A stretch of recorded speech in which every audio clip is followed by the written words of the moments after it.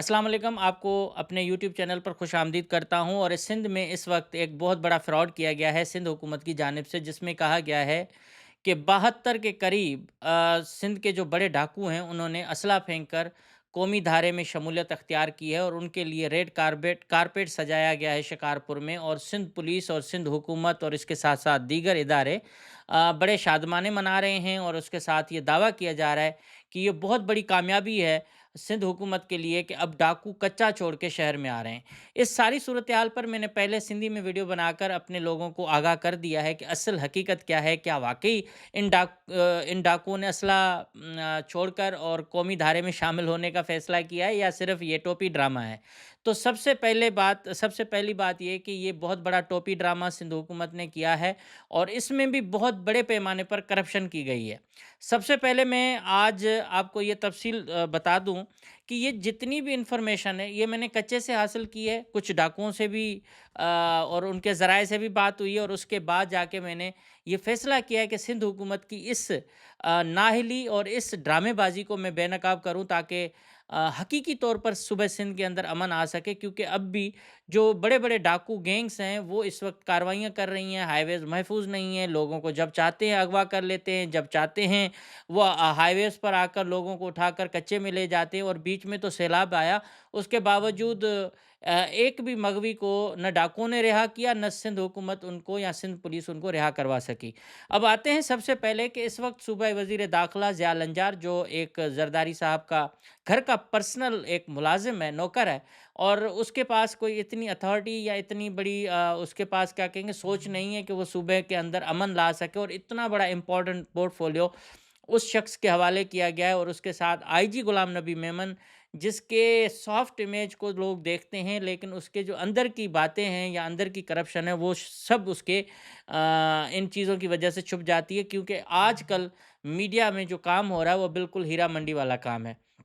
मैं ऐसे सख्त अल्फाज इस्तेमाल कर रहा हूँ जो जिस पर माजरत। लेकिन अभी आपको मैं इन 72 डकेट्स के बारे में बताने से पहले ये बता दूं कि हर साल सिंध पुलिस करोड़ों रुपए खर्च करती थी कि हम कच्चे में ऑपरेशन कर रहे हैं। एपीसीज बुलाई जाती थी, अपने अहलकारों को कभी बेचारे कत्ल करवा देते थे, शहादतें उनकी हो जाती थीं, बगैर प्लानिंग के कच्चे में उतरने की कोशिश करते थे। और उसके साथ साथ ये डाकुओं के साथ या तो जाली मुकाबले जैसे होते हैं वो करवा के ये करोड़ों रुपए हथियाते थे। निगरान हुकूमत में जो साबिक वज़ीर दाखिला थे, उनके दौर में 4 अरब रुपए डाकुओं के इन ऑपरेशन के नाम पर खर्च किए गए। और उसमें भी हमने थोड़ी-सी जो अपनी एक मोटिवेशन या लोगों के अंदर एक तहरीक पैदा की, ताकि वो लोग सिंध के अंदर अमन-अमान के मामले पर बात करें। और उसमें हिंदू जो लोग थे, अगवा हुए थे कश्मीर से, उनकी बाजियाबी के लिए भी तहरीक चलाई। तो ये एक टर्निंग पॉइंट था, जिसकी वजह से उस वक्त की निगरान हुकूमत ने थोड़ा-सा ड्रामा किया। और कच्चे में ऑपरेशन के नाम पर ये सब कुछ करके पैसे तो उनके वैसे ही चले गए, लेकिन हुआ नहीं। लेकिन कम से कम उससे एक फ़ायदा हुआ कि जो मगवी थे, उनमें से बहुत सारे बाज़ाब होके आ गए। तो हर साल करोड़ों रुपए ये डाकू ऑपरेशन के नाम पर पुलिस खाती रही है। और उसकी कोई ऑडिट नहीं है, उसका कोई हिसाब किताब नहीं है। इसलिए ये एक गोरख धंधा बना हुआ है, और जिसका असल मकसद ये है कि डाकुओं को ख़त्म करना नहीं है, उनके नाम पर खाना है, कमाना है। अब इन्होंने अचानक ये कहा कि सदर पाकिस्तान आसिफ जरदारी साहब का एक प्रोग्राम है, कामयाब अमन मिशन सरेंडर पॉलिसी 2025। और इसमें ये सिंध हुकूमत ने करोड़ों रुपए के इश्तिहारात जारी किए। और उसमें कहा गया कि बहुत बड़े-बड़े डाकू जो है ना वो पेश होने जा रहे हैं शिकारपुर में। उनके बच्चों को तालीम दी जाएगी, उनको मौका दिया जाएगा कि वो इज़्ज़त की ज़िंदगी गुज़ारें। बहुत अच्छी बात है, क्योंकि ये पुलिस उनसे लड़ नहीं सकती, तो उनको मौका मिलना चाहिए। लेकिन पता चला कि ये जितने भी डाकू थे, ये डाकू थे ही नहीं। ये पुलिस के लिए काम करने वाले मुखबर, उनके टाउट और उनके ज़ेरे साया मुख्तलफ़ औकात में जो एक होते हैं ना किराएदार, वो लोग थे, किराए के कातिल, जिनको इन्होंने इस्तेमाल किया। और उसके बाद उनको कभी इधर कभी उधर किया, वो या अपने लिए उन्होंने इनको अपने मकसद के लिए किसी एसएसपी ने, किसी डीआईजी ने इस्तेमाल किया। ये 72 वो लोग हैं। और उनमें एक ऐसे बंदे को भी सरेंडर करवाया गया है जो 1 साल पहले अपने मौत मतलब तिबई मौत जो फ़ौत हो चुका है। तो इस तरह की सिचुएशन है और इसमें बहुत सारे लोग हैं जिसमें निसार सबज़ोई का नाम है कि निसार सबज़ोई ने असला फेंक दिया। निसार सबज़ोई पुलिस का टाउट है और पुलिस के लिए ही काम करता रहा है और जो असल डाकू हैं उन्होंने इस मामले पर बताया है कि भाई उन्होंने कोई सरेंडर नहीं किया है, वो कच्चे में बैठे हुए हैं और उनको बहुत बड़ी पेशकश की गई कि आपको हम पैसे दे रहे हैं, आप सिर्फ हमारी मीडिया में आ जाएँ, आपको एडवांस भी दिया जाएगा और आप सिर्फ हमें आके हमारी फेस सेविंग के लिए हमारे काम आ जाएँ। अब ये सारी सूरत-ए-हाल में मैं आपको बता दूँ कि निसार सबज़ोई जो था, ये 2021 से सिंध पुलिस के लिए काम करता रहा है और इसके साथ इसके सिर की जो कीमतें जिन लोगों की रखी गईं और सिंध हुकूमत ने कहा कि हमने इन डाकुओं को जो है मौका दिया गया कि रजिस्टर करवाएँ, उसमें 288 डाकू जो थे 288 डाकू उन्होंने खुद को रजिस्टर्ड करवाया। ये रजिस्टर करवाया और उसके साथ 72 लोगों ने खुद को सरेंडर किया है। अब असल हकीकत ये है कि ये डाकू हैं नहीं, एक ही कबीला है तेगानी कबीला, जिनके सरदार को प्रेशराइज़ किया गया, 2-3 दफ़ा उनको गिरफ्तार किया गया और उसके बाद उनसे ये सारे मामलात करवाए गए। और अब हमारे ज़राए जो कच्चे में हैं उन्होंने बताया है कि जो भी लोग इसमें हुए हैं पेश हुए हैं, उनका कोई ख़ास क्रिमिनल रिकॉर्ड नहीं है। वो कबीलाई झगड़ों में ज़रूर मुलविस रहे हैं, लोगों के खून वग़ैरह उन्होंने किए हैं, लेकिन डकैतों के फ़हरिस्त में ये लोग नहीं आते। ये पुलिस के टाउट्स या उनके लिए काम करने वाले लोगों की फ़हरिस्त है, जिसमें कुछ लोगों को मैं अभी पेश कर रहा हूँ। इन्होंने नाम दिया है कि नूर हसन जतोई बडानी जतोई हैं, उन्होंने भी सरेंडर किया है और वो शख्स जो है ना 1 साल पहले फ़ौत हो चुका है। इसके साथ-साथ मंजूर जतोई है, जिनको इन्होंने कहा कि हम आपको 80 लाख रुपए उसके सिर की कीमत शायद रखी हुई है और उनको कहा गया कि आप हमारे साथ रहें, हम आपको जो है वो मतलब आपके सारे गुनाह धुल जाएँगे, आप सिर्फ़ पेश हो जाएँ और हम सब कुछ आपको सहूलियात देंगे, आपके बच्चों को तालीम भी देंगे। उसके पीछे रीज़न क्या है, क्यों ये डाकुओं पे मेहरबान हुए हैं, वो मैं आपको आखिर में बताता हूँ।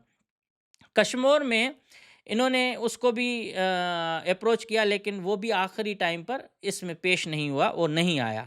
मुचू बंगलानी, उस पर 28 लाख रुपए उसके सर की कीमत है, वो भी पेश नहीं हुआ और ये इस तरह से मामला इनका रुका हुआ है।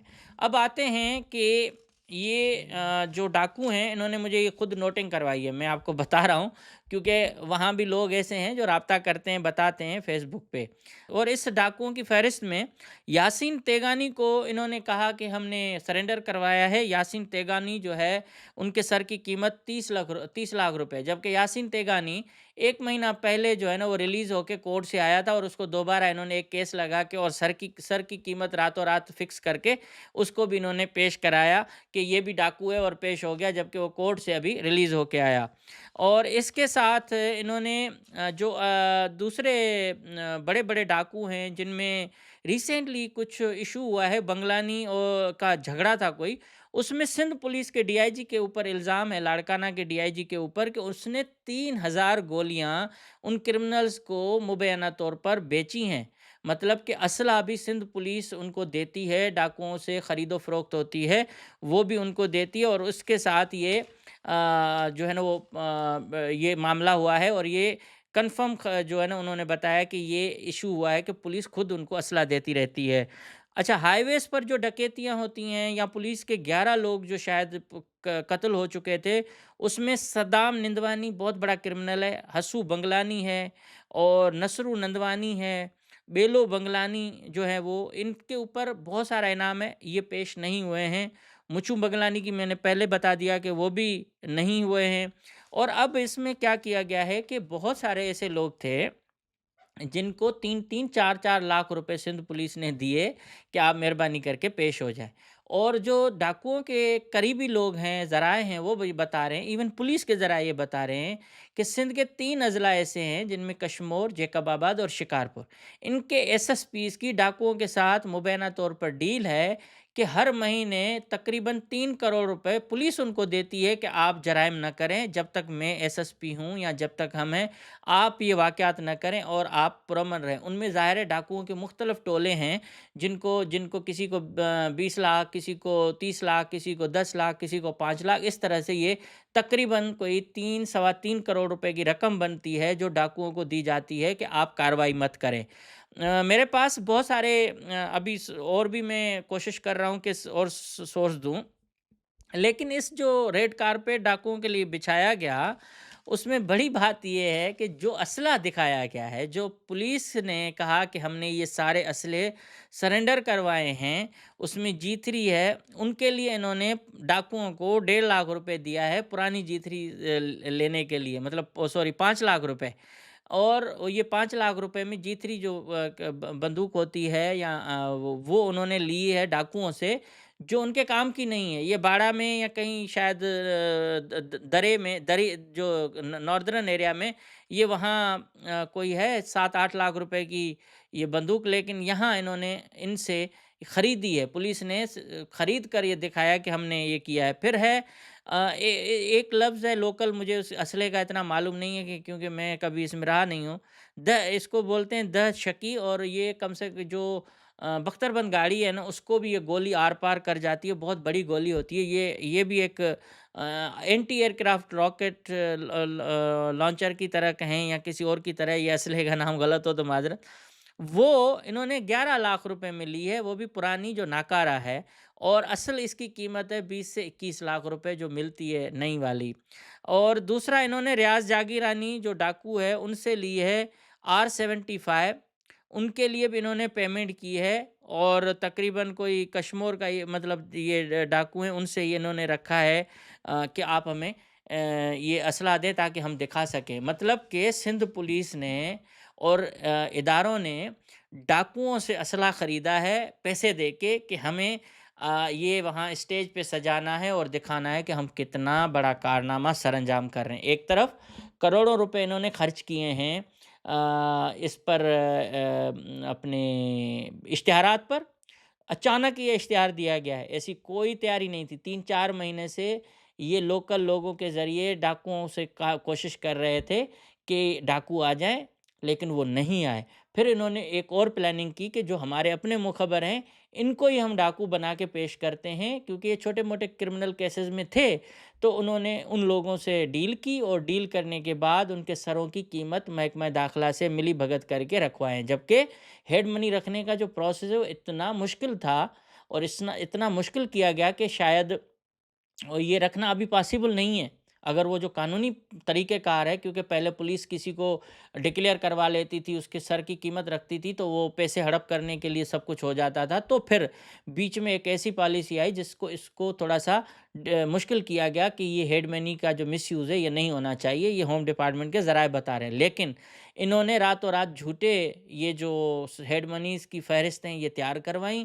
फ़िलहाँ के ऊपर इतना, फ़िलहाँ के ऊपर इतना, ये सारा कुछ करके अपने ही लोगों को, जो अपने उनके मुखबर हैं, उनको पेश किया गया, और उनको बाकायदा प्रोटोकॉल के साथ रखा गया। मतलब एक तरफ अगवा बराए तावान, कबीलाई झगड़ों में लोगों की जानें लेना, और उन लोगों को बजाय कि आप इंसाफ के कटहरे में लाएँ, उन लोगों को पुलिस अपने मकसद के लिए इस्तेमाल करती है, और उसके उन्हीं को ही इसी सारे ड्रामेबाज़ी में, टोपी ड्रामे में उनको इस्तेमाल भी करती है।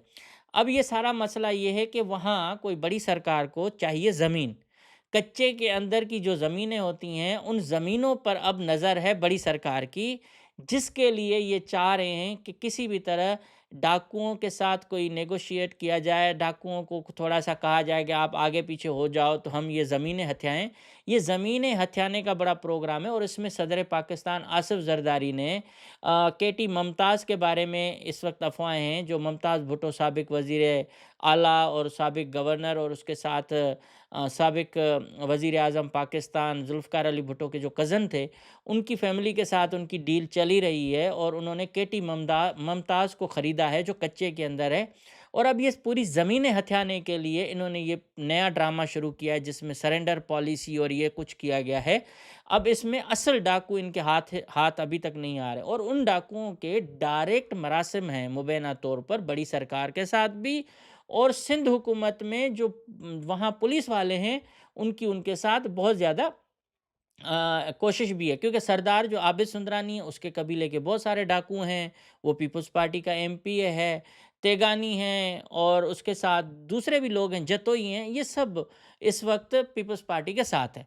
असल कहने का मकसद ये है कि इसमें जो डाकू ये इन्होंने शो किए हैं, इनके फैमिलीज़ को इन्होंने एडवांस रकम भी दी है, 3 से 4 लाख, 5 लाख रुपए, और उस रकम के बारे में इनको कहा गया है कि आपको हम ये रकम देते हैं, जो केसेज़ बनाए गए हैं, उसके लिए कि आप कोर्टों से ज़मानत भी करवाएँ और हमारे लिए काम करें। अब ये सारा एक धुलाई का सिस्टम है, लॉन्ड्री में इन्होंने गुनाह धोने का एक प्रोग्राम शुरू किया है और उस प्रोग्राम में कोई नहीं आया। अब अच्छा, इन्होंने दूसरा कहा है कि नूर हसन जतोई, जो मैंने कहा मर चुका है, उसके ऊपर 50 लाख रुपए सर की कीमत रखी है, और ये सरासर झूठ और एक बड़ा फ्रॉड है। अब मैं बहुत सारे सबूत और भी दे सकता हूँ, लेकिन मैं अभी और भी कोशिश कर रहा हूँ कि बहुत सारी चीज़ें आप तक पहुँचाऊँ। तो जनाब आली, ये सिंध हुकूमत ने इतना बड़ा फ्रॉड किया है, इतनी बड़ी ये धोखेबाज़ी की है, जिसमें इन्होंने करोड़ों रुपए की करप्शन अलग की है, उसके साथ करोड़ों रुपए कौमी ख़ज़ाने से अपने मुख़बरों को देने के लिए, नवाज़ने के लिए किया है, और असल डाकू जो हैं, इनके पहुँच से अभी तक दूर हैं। बहुत सारे मग़वी हैं, जो अभी भी डाकुओं के कब्ज़े में हैं, और हाईवेज़ अभी महफूज़ नहीं हैं। इसके साथ ये जो तोपें वग़ैरह लेके आते हैं, ये सब, और पुलिस का जो रोल है, वो इतना डर्टी, इतना घटिया किस्म का रोल है कि पुलिस इनको प्रोटेक्शन दे रही है। पुलिस बड़े-बड़े डाकुओं से राब्ते में है। पुलिस उनको असले तक रसाई देती है, असला जब आता है, उनकी रसाई वहाँ तक होती है। और इसके बावजूद भी ये सारा मामला और कौमी मीडिया पे ये आ रहा है, जो नाम नहाद नेशनल मीडिया है, कि कच्चे में अमन की शुरुआत हो चुकी है, डाकू सरेंडर करने लगे हैं, आसिफ ज़रदारी का प्रोग्राम ऐसा हो गया है कि बस अब तो बस अमन ही अमन होगा। ये सब का, ये सारा का सारा एक आँखों में धूल झोंकने के बराबर अमल है, और डाकू कोई भी पेश होने के लिए तैयार नहीं है। इन्होंने सरासर करप्शन की है, और मैं इनको चैलेंज करता हूँ, अगर मेरी खबर गलत है, सिंध हुकूमत सामने आए, कहे कि ये बात गलत है, तो फिर मज़ीद सबूत भी रखूँगा। Thank you so much.